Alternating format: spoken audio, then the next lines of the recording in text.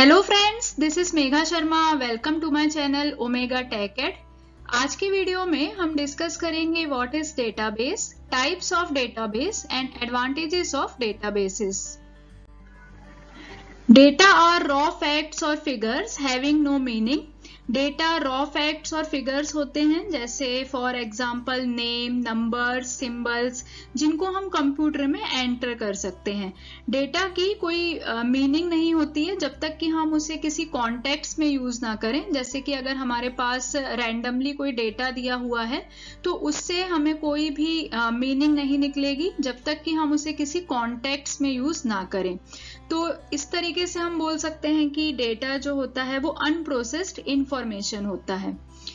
Example, data of the marks of student in a class and data of salaries of the employees. Processed data is called information. जैसे अभी हमने discuss किया कि data की कोई meaning नहीं होती जब तक कि हम उसे किसी कॉन्टेक्स्ट में ना यूज करें, लेकिन जब हम डेटा को प्रोसेस करते हैं, ऑर्गेनाइज करते हैं, तो वो डेटा मीनिंगफुल डेटा बन जाता है और उसी प्रोसेस्ड और मीनिंगफुल डेटा को हम इंफॉर्मेशन बोलते हैं। For example, we find from the data of the marks of student in a class how many students are pass.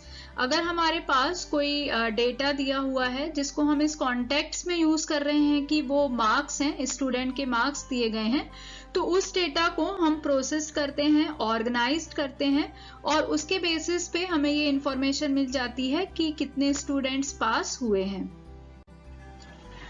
A database is a collection of information that is organized so that it can be easily accessed, managed and updated. Database collection है information का, जैसे कि अभी हमने discuss किया है कि information मतलब होता है मीनिंगफुल डेटा। अब जो इंफॉर्मेशन हमारे पास है उस इंफॉर्मेशन को हमें स्टोर करके रखना पड़ेगा, उसको प्रॉपरली ऑर्गेनाइज करके रखना पड़ेगा जिससे कि हम उस इंफॉर्मेशन का यूज कर पाए। जैसे कि सपोज अगर हमारे पास कोई बहुत बड़ा ऑर्गेनाइजेशन है तो उस ऑर्गेनाइजेशन में अलग अलग डिपार्टमेंट्स होंगे, जैसे कि सेल्स डिपार्टमेंट होगा, एचआर डिपार्टमेंट होगा, एडवर्टाइजिंग डिपार्टमेंट होगा।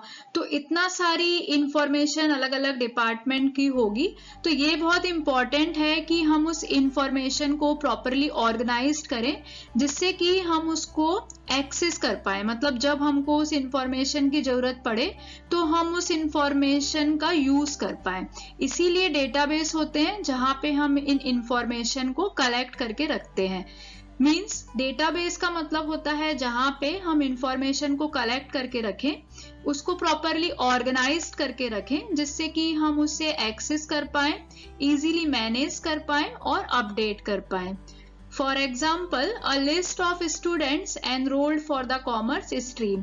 तो ये एक डेटाबेस होगा जहां पे जो कॉमर्स स्ट्रीम के स्टूडेंट हैं उनकी पूरी लिस्ट होगी। सेकेंड एग्जाम्पल हो सकता है टेलीफोन डायरेक्टरी का, जहां पे सभी address and telephone numbers store होते हैं। तो ये एक तरह के इंफॉर्मेशन के एग्जाम्पल है जहां पे इंफॉर्मेशन को हम डेटाबेस में स्टोर करके रखते हैं।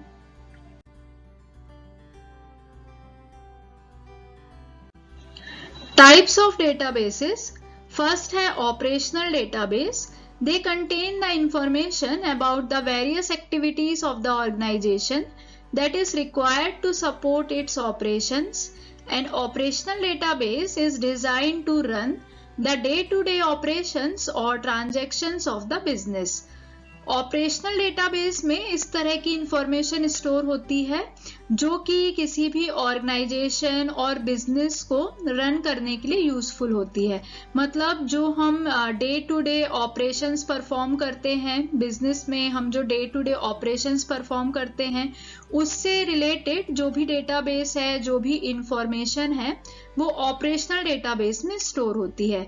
मींस जो भी करंट डेटा है, जो कि रोज यूज होने वाला डेटा है, जो रोज के ऑपरेशंस हैं, उससे रिलेटेड जो डेटा है वो ऑपरेशनल डेटाबेस में स्टोर होता है। सेकेंड टाइप है data warehouse. Data warehouses contain current as well as old historical data of the organization obtained from the various sources. They are used mainly for creating reports that are used by the management in decision making. Data warehouse में current data के साथ साथ old historical data भी store होता है जो कि अलग अलग सोर्सेस से कलेक्ट किया जाता है। और डेटा वेयरहाउस में जो डेटा स्टोर होता है उसका यूज हम रिपोर्ट मेकिंग के लिए करते हैं और डिसीजन मेकिंग के लिए करते हैं। तो जो मेन डिफरेंस है ऑपरेशनल डेटाबेस में और डेटा वेयरहाउस में वो ये होता है कि ऑपरेशनल डेटाबेस का जो डेटा है उसको हम अपडेट कर सकते हैं, उसमें हम कोई भी चेंजेस कर सकते हैं, और इसमें जो डेटा स्टोर होता है वो करंट डेटा स्टोर होता है। लेकिन डेटा वेयरहाउस में डेटा परमानेंटली स्टोर होता है, इसको हम बाद में अपडेट नहीं कर सकते, चेंज नहीं कर सकते।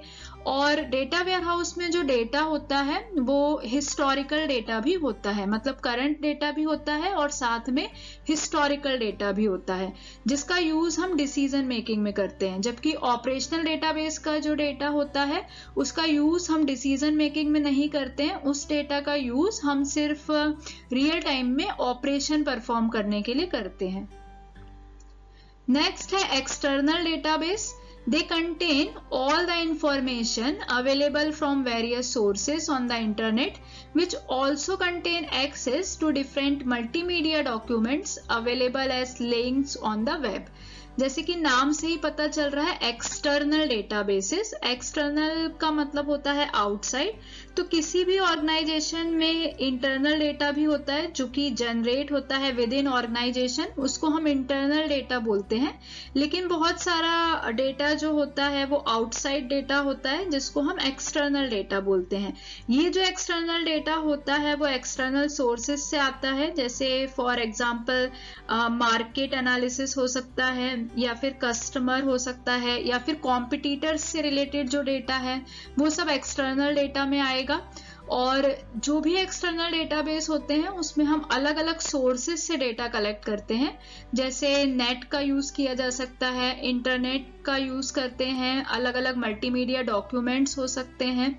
तो इस तरीके से किसी भी ऑर्गेनाइजेशन में दो तरह के डेटाबेसेस होते हैं। इंटरनल डेटाबेसेस होंगे जो कि विद इन ऑर्गेनाइजेशन जनरेट होंगे, और एक्सटर्नल डेटाबेसेस होंगे जो कि आउटसाइड ऑर्गेनाइजेशन जनरेट होते हैं और उनका यूज हम अपने बिजनेस में करते हैं। इस पूरे प्रोसेस को हम एक डायग्राम से समझेंगे। ऑपरेशनल सिस्टम किसी भी बिजनेस में, किसी भी ऑर्गेनाइजेशन में जो day to day operation perform होते हैं उससे रिलेटेड जो भी डेटा होता है जिसको हम ऑपरेशनल डेटाबेस बोलते हैं वो यहाँ पे स्टोर होते हैं। नेक्स्ट होता है एक्सटर्नल डेटा, जो कि हम अलग अलग सोर्सेज से डेटा गैदर करते हैं, वो एक्सटर्नल डेटाबेस में स्टोर होते हैं। और इन दोनों सोर्सेज से हम डेटा को कलेक्ट करते हैं और एक प्रोसेस होता है जिसको बोलते हैं ETL। ETL का मतलब होता है एक्सट्रैक्शन, ट्रांसफॉर्मेशन एंड लोडिंग। इन दोनों सोर्सेज से हम डेटा को एक्सट्रैक्ट करते हैं, उसको ट्रांसफॉर्म करते हैं। ट्रांसफॉर्म का मतलब होता है डेटा को क्लीन करना, उसमें से जो भी रिडंडेंसी है, जो डुप्लीकेट डेटा है उसको हटाना। तो इस प्रोसेस में डेटा को पूरी तरीके से क्लीन किया जाता है, उसके बाद इसको डेटा वेयरहाउस में लोड किया जाता है। तो 3 स्टेप प्रोसेस होता है। सबसे पहले हम डेटा को एक्सट्रैक्ट करते हैं अलग अलग सोर्सेज से। अब ये जो सोर्सेज होते हैं वो एक्सटर्नल डेटा सोर्स हो सकते हैं, ऑपरेशनल डेटाबेस का जो डेटा है वो होता है। उसके बाद जो डेटा हमने कलेक्ट किया है उसे हम ट्रांसफॉर्म करते हैं, मींस डेटा को क्लीन करते हैं, और जो क्लीन हो जाता है डेटा तब हम उसको डेटा वेयरहाउस में लोड करते हैं। इस डेटा वेयरहाउस में जो डेटा लोड होता है उसमें दोनों ही तरह का डेटा होता है, हिस्टोरिकल डेटा भी होता है और करंट डेटा भी होता है। और डेटा वेयरहाउस में जो डेटा स्टोर होता है उसका यूज हम डिसीजन मेकिंग के लिए करते हैं।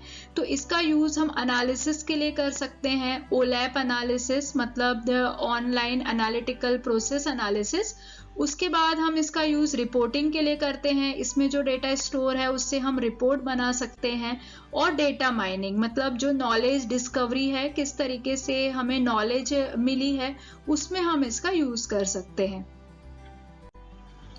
Next is analytical databases. They store information from both operational and external databases obtained in a summarized manner. which can be useful to both the management as well as to end users. Analytical database में हम operational और external database का जो data होता है उसको summarised manner में store करते हैं। ये जो डेटा होता है वो हिस्टोरिकल डेटा होता है और ये रीड ओनली डेटा होता है, जिसके बेसिस पे हम एनालिसिस करते हैं और डिसीजन मेकिंग कर पाते हैं। तो जो भी एनालिटिकल डेटाबेसेस होते हैं उनमें ऑपरेशनल और एक्सटर्नल डेटाबेस का जो डेटा होता है उनको कंबाइंड करके समराइज्ड मैनर में स्टोर किया जाता है। समराइज्ड मैनर का मतलब होता है कि जो भी डेटा हमको मिला है ऑपरेशनल और एक्सटर्नल डेटाबेस से उसको सम अप करना, उसकी समरी तैयार करना और उसकी समरी को स्टोर करना। जैसे हमारे पास बहुत सारा डेटा है तो उसका एनालिसिस करना हमारे लिए डिफिकल्ट हो जाएगा, इसीलिए जरूरी है कि हम उसको समराइज्ड मैनर में स्टोर करें। जैसे कि हमारे पास जब बहुत सारा डेटा होता है तो हम उसको विजुअलाइज करते हैं, ग्राफ्स बनाते हैं, चार्ट्स बनाते हैं और उसके बेसिस पे फिर हम इजीली उसका एनालिसिस कर सकते हैं। तो बेसिकली एनालिटिकल डेटाबेस में जो भी डेटा स्टोर होता है उसका यूज हम एनालिसिस के लिए करते हैं और डिसीजन मेकिंग के लिए करते हैं। जो भी डेटा एनालिटिकल डेटाबेस में स्टोर होगा वो बहुत ही यूजफुल होता है, क्योंकि जो भी मैनेजमेंट पर्सन है या फिर जो एंड यूजर है वो इसी डेटा के बेसिस पे डिसीजन मेकिंग करते हैं और एनालिसिस का टास्क कंप्लीट करते हैं। Next is distributed databases. They contain the data received and logically stored from different places. Example, the various branches of organization which are connected by a network of computers. Distributed database का मतलब होता है कि ऐसे database जहाँ पे दो या दो से ज़्यादा फाइल्स होंगी लेकिन वो अलग अलग साइट्स पे स्टोर रहेंगी। मतलब यहाँ पे हम बोल सकते हैं कि जो डेटाबेस होता है वो मल्टीपल लोकेशन पे स्टोर होता है। अभी तक जैसे हमने जो डेटाबेस देखा वो सेम कंप्यूटर सेम डिवाइस पे स्टोर था, सारा डेटाबेस एक ही जगह स्टोर था। लेकिन डिस्ट्रीब्यूटेड का जब कंसेप्ट आता है तो डिस्ट्रीब्यूटेड का मतलब होता है कि ये जो डेटाबेस है ये एक ही सिस्टम तक लिमिटेड नहीं है, ये पूरे नेटवर्क में स्प्रेड है। मतलब अलग अलग साइट्स पे डेटा स्टोर किया जाता है, अलग अलग फाइल्स अलग अलग साइट्स पे स्टोर हो सकती है। तो एक तरीके से पूरा नेटवर्क होता है कंप्यूटर्स का, उसमें ये डेटा स्टोर होता है। जैसे फॉर एग्जांपल अगर कोई ऑर्गेनाइजेशन है उसकी अलग अलग ब्रांचेस हैं, तो ये जो पूरी ऑर्गेनाइजेशन की अलग अलग ब्रांचेस होंगी ये कनेक्ट होंगी नेटवर्क के थ्रू, जो कि कंप्यूटर्स होंगे उनका एक पूरा नेटवर्क होगा और हर एक साइट जो होगी वो कनेक्टेड होगी और इस तरीके से जो पूरा डेटाबेस है वो अलग अलग साइट पे स्टोर होगा। मतलब हम शॉर्ट में इसको इस तरीके से समझ सकते हैं कि डिस्ट्रीब्यूटेड डेटाबेस में जो पूरा डेटाबेस है वो एक ही सिस्टम में स्टोर नहीं रहता, वो अलग अलग सिस्टम पे स्टोर होता है और ये सारे जो सिस्टम होते हैं वो आपस में कनेक्टेड रहते हैं, वो आपस में नेटवर्क के थ्रू कनेक्टेड रहते हैं। इसको हम इस डायग्राम से समझ सकते हैं। हमारे पास एक कंप्यूटर नेटवर्क होता है और अलग अलग डेटाबेस इस डायग्राम में दिए हुए हैं, जैसे डेटाबेस 1, 2, 3, 4, ये सभी आपस में कंप्यूटर नेटवर्क के थ्रू कनेक्टेड है। Next is and user databases. Various files containing information compiled by different end users on their computers are stored here. This may be data which is generated using various spreadsheet and other software. And user usually transactions and operations के बारे में aware नहीं होते हैं। मतलब यहाँ पे organisation में किस तरह का ट्रांजैक्शंस हो रहा है उनके बारे में उन्हें पता नहीं होता, उन्हें सिर्फ प्रोडक्ट के बारे में इंफॉर्मेशन होती है और कौन सी एप्लीकेशन और कौन सा सॉफ्टवेयर वो यूज कर रहे हैं उसके बारे में उनको इंफॉर्मेशन होती है। इसलिए जो एंड यूजर डेटाबेस होते हैं वो शेयर डेटाबेस होते हैं जो कि स्पेसिफिकली एंड यूजर्स के लिए ही डिजाइन किए जाते हैं। एंड यूजर डेटाबेस में डेटा हो सकता है जो कि various spreadsheets and other software की हेल्प से जनरेट होता है। लास्ट है cloud databases. This is a database that relies on cloud technology as the database as well as database management system are both located remotely All its application are managed with a web browser. Example है Amazon Web Service, Microsoft Azure, Oracle Database, etc. Cloud database जो database होते हैं वो totally cloud technology पे depend करते हैं। Cloud technology का मतलब होता है कि यहाँ पे जो डेटाबेस है और जो डेटाबेस मैनेजमेंट सिस्टम है ये दोनों ही रिमोटली लोकेटेड होते हैं और इनके जो एप्लीकेशंस होते हैं वो वेब ब्राउजर की हेल्प से मैनेज होते हैं।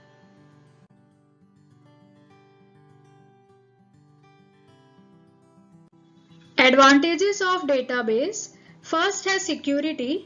डेटा सिक्योरिटी सबसे इंपॉर्टेंट कंसेप्ट होता है डेटाबेस के लिए। यहाँ पे सिर्फ ऑथराइज्ड यूजर्स ही डेटाबेस को एक्सेस कर सकते हैं, सिर्फ ऑथराइज्ड यूजर्स को ही परमिशन होती है कि वो डेटाबेस को एक्सेस कर पाएं और जो अनऑथराइज्ड यूजर होते हैं वो डेटाबेस को एक्सेस नहीं कर सकते। यहाँ पे हम चेक करते हैं ऑथेंटिकेशन प्रॉपर है या नहीं, जैसे कि यूजर नेम एंड पासवर्ड। तो यूजर नेम एंड पासवर्ड की हेल्प से ये पता चलता है कि जो भी यूज करने वाला यूजर है वो ऑथेंटिक है या नहीं, क्योंकि अनऑथराइज्ड यूजर्स जो होते हैं उनको डेटाबेस को एक्सेस करना अलाउ नहीं होता। सेकेंड एडवांटेज है शेयरिंग। डेटाबेस में शेयरिंग एक इम्पॉर्टेंट कंसेप्ट होता है। डेटाबेस की हेल्प से जो डेटा होता है वो अलग अलग जगह पे हम शेयर कर सकते हैं, जैसे कि कोई ऑर्गेनाइजेशन है, कोई बिजनेस है, वहाँ पे उस डेटा को हम अलग अलग जगह पे शेयर कर सकते हैं और जो रिमोट यूजर्स होते हैं जो रिमोटली काम कर रहे होते हैं वो भी उस डेटा को इजीली एक्सेस कर पाते हैं। तो रिमोट यूजर्स जो होते हैं वो डेटा को एक्सेस कर पाते हैं और डेटाबेस पे साइमल्टेनियसली काम कर पाते हैं। ये सब शेयरिंग की वजह से ही पॉसिबल हो पाता है। नेक्स्ट जो इम्पोर्टेंट एडवांटेज है वो है रिडंडेंसी इलिमिनेटेड। यहाँ पे डुप्लीकेट डेटा नहीं होता है और रिडंडेंसी को हम रिमूव कर पाते हैं, रिडंडेंसी को हम इलिमिनेट कर पाते हैं। जबकि अगर हम फाइल सिस्टम में देखें तो फाइल सिस्टम में एक ही डेटा की कॉपी हमें जगह जगह पे मेंटेन करनी पड़ती है, तो सेम डेटा वहाँ पे कई जगह पे स्टोर होता है। लेकिन डेटाबेस का जब हम यूज करते हैं तो डुप्लीकेट डेटा नहीं आता है, हमको सेम डेटा को अलग अलग जगह पे स्टोर करने की जरूरत नहीं पड़ती।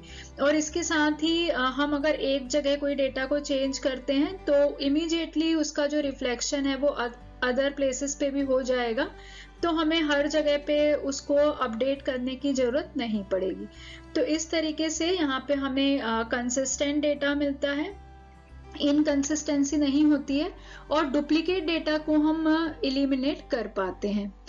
नेक्स्ट है करेक्टनेस एंड एक्यूरेसी, क्योंकि यहाँ पे हम कंप्यूटर सिस्टम की हेल्प लेते हैं तो जो डेटा होता है वो एक्यूरेट होता है और डेटा जो है वो करेक्ट होता है। Thank you so much for watching till here. अगर आपको वीडियो यूजफुल लगी है तो वीडियो को लाइक करें, फ्रेंड्स के साथ शेयर करें और अगर आप चैनल पे न्यू हैं, अब तक चैनल को सब्सक्राइब नहीं किया है तो चैनल को सब्सक्राइब करें और वीडियो की सबसे पहले नोटिफिकेशन के लिए बेल आइकन को प्रेस करें।